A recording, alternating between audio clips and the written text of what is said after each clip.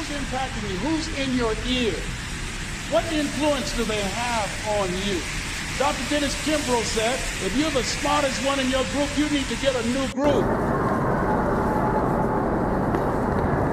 So practice the principle of OQP, only quality people. And somebody's saying, Les, can I change them? No, it's a full-time job changing yourself. Some people are so negative, they'll walk into a dark room and begin to develop.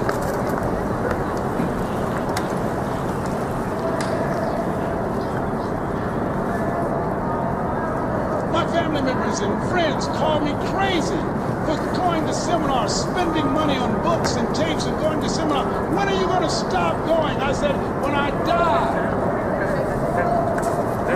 That's when I'll stop.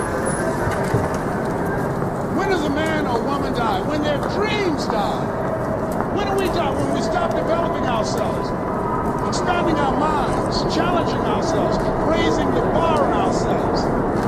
The best thinking that I had at that point in my life, it produced this life that I have. I need some help. I'm what Einstein was. He said the thinking that has brought me this far has created some problems that this thinking can't solve. I applaud you for investing in yourself, for coming here, flying thousands of miles, investing money in yourself. I can tell you, based upon my own experience, you have something special. You have greatness within you. What you're doing is different. You represent only 2% of the planet. One great American said, I choose not to be a common man. It's my right to be uncommon if I can. I seek opportunity, not security. I do not wish to be a kept citizen, humbled and dulled by having the state look after me. I want to take the calculated risk, to dream and to build, to fail and to succeed. I refuse to live from hand to mouth. I prefer the challenges of life to the guaranteed existence, the thrill of fulfillment to the still calm of utopia. I will never cower before any master, nor bend to any threat. It's my heritage to stand erect, proud and unafraid, to face the world boldly and say, this I have done. That's what it means to be a part of peak potentials. Your unquenching desire, an uncommon desire to manifest your greatness. Give yourselves a round of applause.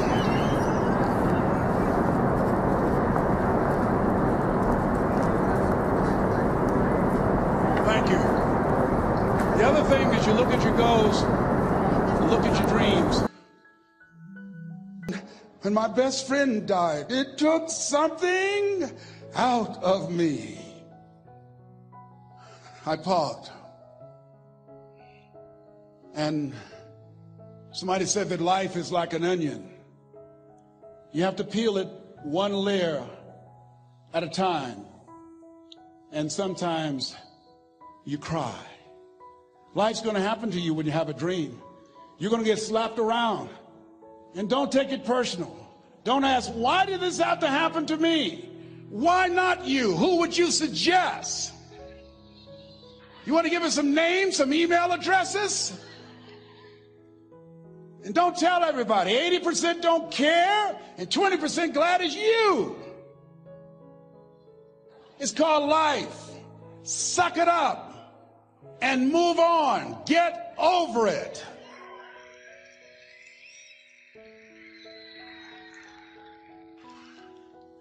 It happens to everybody.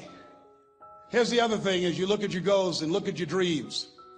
When you're going through some stuff, repeat out to me, please. When things go wrong, don't go with them. Yes, write that down. When things go wrong, don't go with them. When you're working on a business deal, you're counting on some money. Someone said you will get the loan, and it falls through. You have an event, and the people that you thought would be there and support you, they don't come through. Or someone turns against you, or you get ripped off.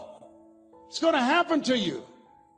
Happened to me. Someone stole all my products, my database, over 180,000 names and addresses. It's not personal. It's going to happen to everybody. It does. 8 out of 10 millionaires have been financially bankrupt. Walt Disney had 7. He filed bankruptcy 7 times and had 2 nervous breakdowns. It's called life. But I got a saying, when life knocks you down, try and land on your back, because if you can look up, you can get up. You've got the power in you to do that. You've got something special. You've got comeback power. Here's the other thing. Let us say together, it's possible. It's necessary. It's me. Yes, write that down. It's me. Take ownership for your life. Nobody can live your dream for you but you. Nobody's going to take care of your business like you. Stop coming up with excuses. Don't give yourself permission to continue to live a small life. You can't fit a big dream into a small life. Give yourself permission to go for it, to test yourself, to challenge yourself, to live full. I like the saying, always strive to get on top in life because it's the bottom that's overcrowded. The reason you're here is because there's something in you that says, I can do more. This just can't be it. There's something in you. There's a calling on your life. There's something in your heart that caused you to get dressed and spend the money to go to seminar after seminar and listen to message after message and speaker after speaker. Because there's something in you that tells you this is not it for you. You have not peaked here. There's more in you that you are expressing. Eye has not seen, ear has not heard, nor has entered the heart of mankind what's in store for you if you challenge yourself, if you persist and persevere, if you take ownership for your life. George Bernard Shaw said the people that make it in this life, they look around for the circumstances that they want, and if they can't find them, they create them. Create what you want. You have the power in you to do more than you can ever begin to imagine, to control your destiny, to make a difference in our children, to make a difference on the planet, to make an impact. Let us say together, it's me. And let us say together, it's hard. Say it like you know it. Say it's hard. Ladies and gentlemen, it's hard. There are people who have seen their retirements taken away from them by the corporations that they work for. They were within 2 or 3 years of retiring, and they had it taken from them. The #1 entrepreneurs in this country now are senior citizens. The #1 employer, #2, McDonald's and Walmart. And there's nothing wrong with those jobs. I guarantee you those people did not have a plan to end up living their lives at the end of life with those types of jobs. And they didn't have a plan like you have, and while you're investing in yourself, not to. And it's hard. There are people making choices between purchasing prescription drugs or paying for gas or a mortgage note. It's hard when you're working on a job for 20 years, 30 years, give them some good years, and then they come in and tell you, we've downsized. In other words, you're fired. And then you have to start all over again. How many of you know it's hard? Raise your hands, please. It's hard. And it's not fair. One of the things I like about T. Harv is he talks about work and investing in yourself. It's not fair when people are going up against that kind of stuff to tell them just think positive and be enthusiastic and everything will work out all right. Ain't that kind of party. It's hard. Life will put some knots on your head. I bought my first home for my mother.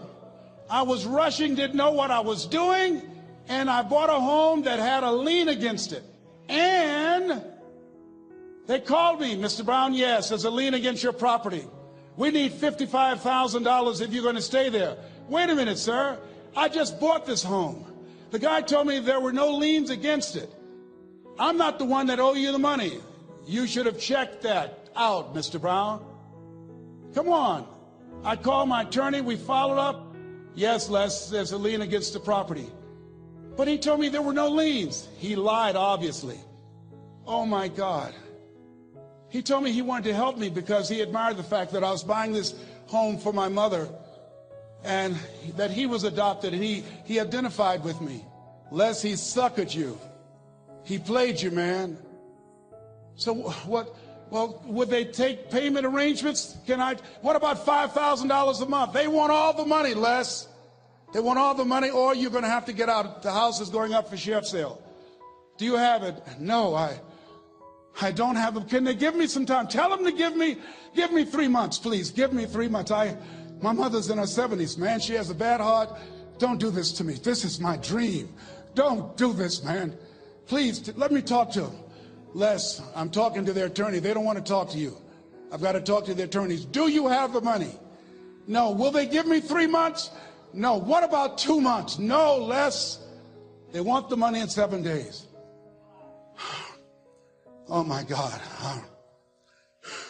Let me call you back. I'm not sure.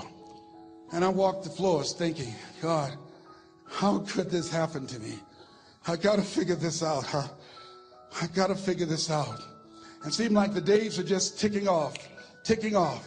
Thursday, I had to call them and let them know. They called me, Les, do you have the money?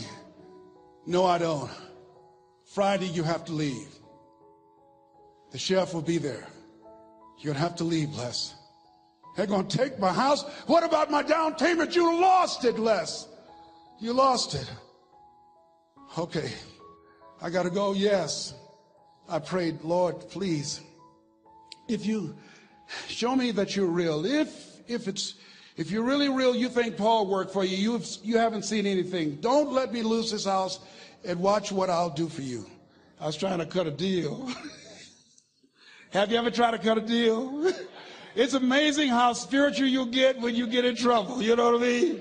When I was diagnosed with prostate cancer, I was going to bed with the Bible and the Holy Quran and Science of Mind and Joel Goldsmith, everything I could find. I was praying to Jesus, Yahweh, Melchizedek, everybody. I was calling on everybody. It's amazing. And here I was walking the floor at 3 o'clock in the morning, and I had to go and wake my mother up. I got on my knees and I said, Mama, I need you to wake up. She said, what's wrong, Leslie? I can hear you walking back and forth. I'm not asleep, son. I said, there's something I need to tell you. She said, your eyes are red. Why are your eyes red? Because I feel so stupid now. Why? We got to move tomorrow. Why, Leslie? There's a lien against the property and they want $55,000 and I don't have it. And we're going to be set out tomorrow. We have to go back to Liberty City. So she said, it's okay. I don't like this house anyhow. I said, why? She said, because of my arthritic knees, it hurts my knees when I go up the steps. I said, and why didn't you tell me? Because you were so happy. I just said it because you were happy. I'll live in a shack with you, boy. I love you. It's not the house. I love you. I love all my children. I said, thank you, Mama. Thank you.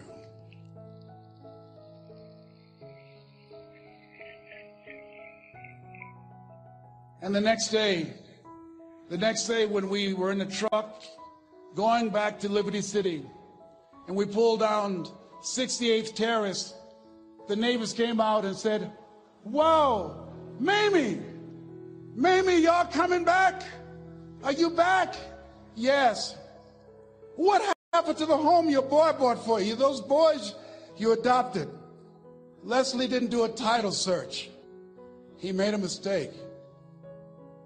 And boy, I was so humiliated. How many ever made a mistake that you were just humiliated? Raise your hands.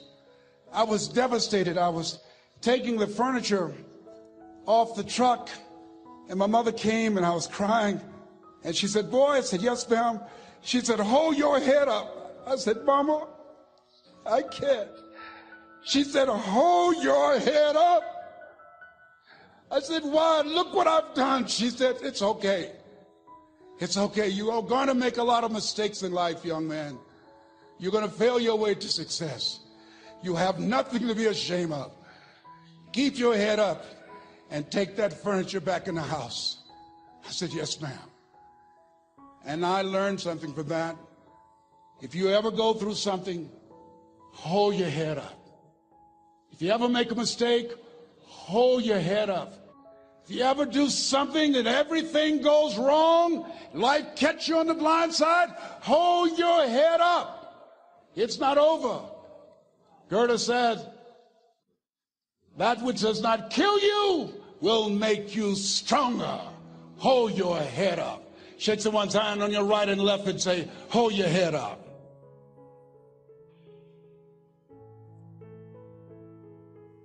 Here's something else, ladies and gentlemen. Repeat after me, please. You got to be hungry Everybody together, you got to be hungry. I'll never forget Mr. Washington said, Mr. Brown, yes, sir. What do you want to do with your life, young man? I said, sir, I want to be a disc jockey. He said, Mr. Brown? I said, yes, sir. He said, you got to be hungry. I said, what do you mean by that? He said, people that are hungry are willing to do the things today others won't do in order to have the things tomorrow others won't have. People that are hungry are willing to invest in themselves. People that are hungry will go to seminars and workshops. People that are hungry are always searching, always seeking higher ground. So how do you want to make it? I said, I want to be a disc jockey. He says, good. Here's what to do. He said, I want you to read 10 to 15 pages of something positive every day. He said, you don't get in life what you want, you get in life what you are. You must program yourself to success. He said, I want you to listen to Earl Nightingale and Zig Ziglar. Listen, faith comes by hearing and hearing and hearing. He said, I want you to change your relationships. And I don't want you to ever lose your hunger. I said, what do you mean by that? He said, people that are hungry are unstoppable. People that are hungry are no matter what people. They make it happen no matter what. He said, I want you to listen to Paul Harvey. Who is he? He's the world's greatest communicator. Success leaves clues, young man. Always listen and follow people who are doing what it is you want to do at the level you want to do it, and learn from them. I told T. Hobb when we were standing by the stage, I said, hey man, I want to work more with you. I want you to coach me. I want to learn from you.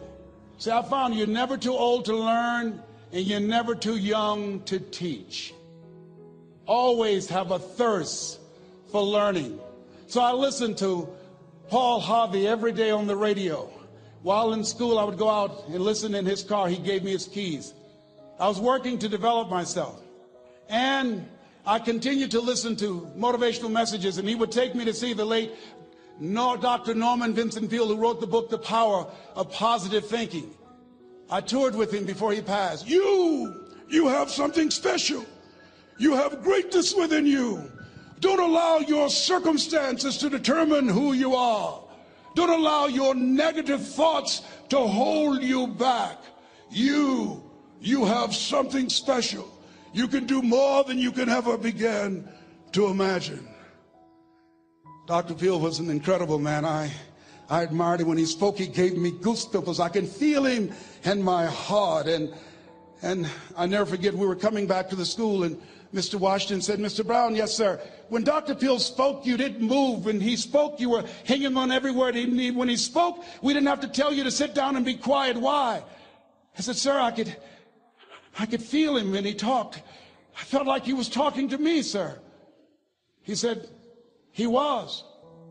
I said, but he doesn't know me, but he was speaking to you. Did you feel him in your heart? I said, yes, sir. He said, most people feel him in their head. If you felt him in your heart, he said, listen to him, son. Follow him, learn from him. And I would go to seminars and workshops. Anywhere I would find where Dr. Peale was, I would be in the audience. I would drive 200 and 300 miles just to hear him speak. And my dream and vision was to share the stage with him. I thought about it. What is your goal? What is your vision? I want you to hold it in mind. There's some power in that. Because when I became involved in speaking, I never forget, I got a call from Og Mandino, who wrote the book, The Greatest Salesman in the World. He said, Les, I'm stuck in Philadelphia. I need to be in Kankakee. Dr. Norman Vincent Peale is appearing. I can't make it. I heard you're in Chicago. I said, yes, I am. Can you go and open for me? I said, yes, man. Oh, my God. Dr. Peale, I said, yes, I'd love to do it. And I went there and I came. I said, hi, I'm Les Brown. He said, you're not the band of renown? I said, no, I'm Mrs. Mamie Brown's baby boy. I'm here to speak. He said, come backstage. And his wife, Martha, was there. And she said, Papa, Les Brown is here, the speaker. And he said, Les Brown, shoot for the moon. Because even if you miss, you'll land among the stars. I said, sir, that's my quote. I wrote you when I was in the 11th grade. I was a part of a special education class project. That's my quote. He said, I know. I end all my speeches with that quote.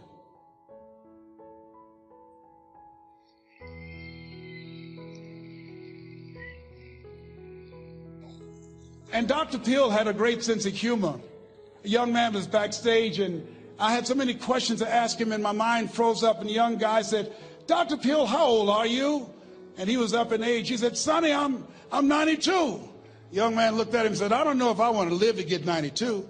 He said, "That's because you've never been 91. So I did the things that Mr. Washington suggested. I listened to motivational tapes on a regular basis. I would go to seminars and workshops whenever Zig Ziglar and Dr. Dennis Wagley and Jim Rohn would come to town. And I said, "Sir," I said, "what do you want me to do now?" He said, "Mr. Brown, I've given you everything that I can give you." He said, "Develop your mind, put your money where your mouth is, continue to learn how to be an effective communicator, because once you open your mouth, you tell the world who you are. And always surround yourself with OQP, only quality people."